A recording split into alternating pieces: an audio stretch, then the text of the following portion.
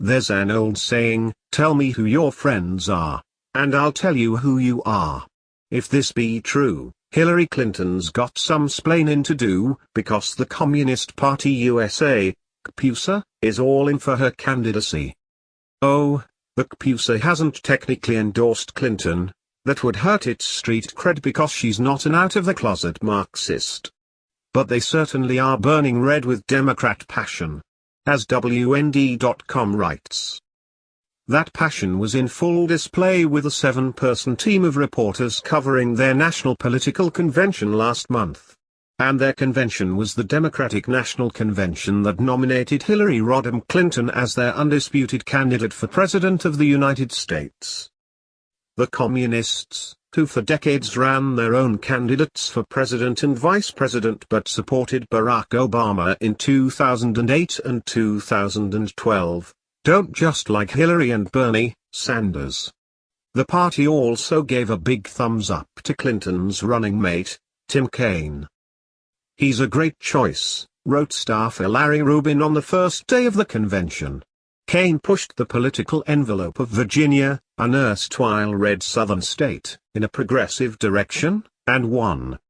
He was elected mayor of Richmond, then governor of the state and then senator. Everyone agrees, he's a sincere, nice guy. This matters because it's obvious that, with communist adherents' history of murdering 100 million people during the 20th century, they're all about advancing nice guys. And Kaine and unable fit the bill. And if the above doesn't convince you that the CPUSA and the Democratic Party are currently, if unofficially, joined at the hipster, consider that Charisma News reported on Tuesday that CPUSA National Chairman John Bachtel actually supported U.S. Senator Bernie Sanders, I Vermont, for the Democratic Party's presidential nomination. But when it became obvious to everyone, except the Sanders supporters, that Hillary Clinton would be the Democrat nominee, he announced he would vote for her in the November election. Charisma News then pointed out that Bachtel wrote the following in a June CPUSA website article. What direction the country goes in depends in large measure on the fight for unity, the ability to build a broad multiracial labor-led movement working with the Democratic Party that can reach, educate and mobilize millions of voters and turn them out on election day. There has been the growth of a broad Democratic alliance over the past 25 years on a range of economic, political, social and environmental issues. Today, there are broad majorities in support of progressive ideas like taxing the rich, curbing greenhouse gases, higher minimum wage, criminal justice reform, reproductive rights, immigration reform, marriage equality, etc. This was a driving force behind the Sanders campaign. Of course, Sanders, who was very much at home in the Democrat primaries and drew huge support, has long been an avowed socialist. Note that under Marxist doctrine, socialism is the transitional stage between economic freedom, what the socialists termed capitalism, and communism. Contrary to popular belief, this socialist stage involves government ownership of the means of production, something people incorrectly associate with communism, which actually is the culmination of the socialist revolution and is the stage at which, the theory goes, the government will just melt away and the people will live in harmony in a state of economic equality and bliss. This is why the despotic USSR did, without any false advertising, stand for the Union of Soviet Socialist Republics.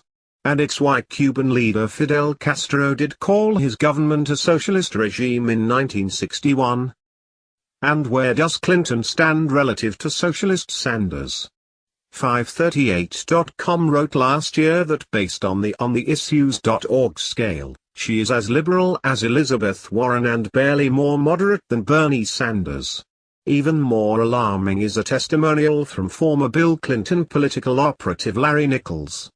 He said in 2015 that the first time he met Hillary, she was wearing a medal around her neck stating, "Proud member of the American Communist Party." Video here, forward to 607. Of course, this having been in Arkansas in the 1970s, some will no doubt shrug the matter off as a youthful indiscretion. Note, though, There's no record of a Clinton political conversion, of someone who knew her when saying, "Wow, she was pretty radical. But, boy, did she ever change." So perhaps, just maybe, this explains why the CPUSA appears quite comfortable going all in for Clinton. And the July 26 People's World, their website, editorial bears witness to their desire to get Clinton elected. As they wrote, "Donald Trump steals wages. He'd pick your pocket in a New York minute. He lies and spreads hate.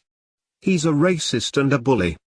While the establishment GOP was surprised by the successful insurgency of so-called outsider Trump, they are united in purpose, delivering more inequality, more misery, more instability and violence against working-class people of all races, genders, religions and sexual orientations.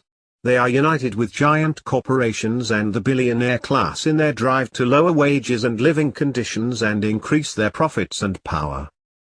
As opposed to the CPUSA, of course, which has purely altruistic motives. Many, no doubt, will scoff at the notion that Americans could elevate in government a Marxist in shepherd's clothing. But it has already happened. New York City Mayor Bolshevik Bill de Blasio used to raise money for the Sandinistas, Nicaraguan Marxists, subscribed to their newsletter, and honeymooned in Cuba. Barack Obama's former Green Jobs czar Van Jones proclaimed himself to be a communist, and the president's former communications director Anita Dunn called Mao Zedong one of her two favorite political philosophers. Perhaps his philosophy on how to kill 60 million people impressed her. Obama himself was mentored as a boy by the notorious Frank Marshall Davis, a card-carrying member of the CPUSA. And the teaching apparently stuck. Note here that ex-Marxist Dr. John Drew maintains that when he met Obama at Occidental College in 1980, Obama was in 100% total agreement with his communist professors and was a flat-out Marxist-Leninist who believed in older-style communist revolution. Given the above, it's not surprising that David Kupelian, managing editor of WND.com, had the following to say about the Democrat Party's devolution.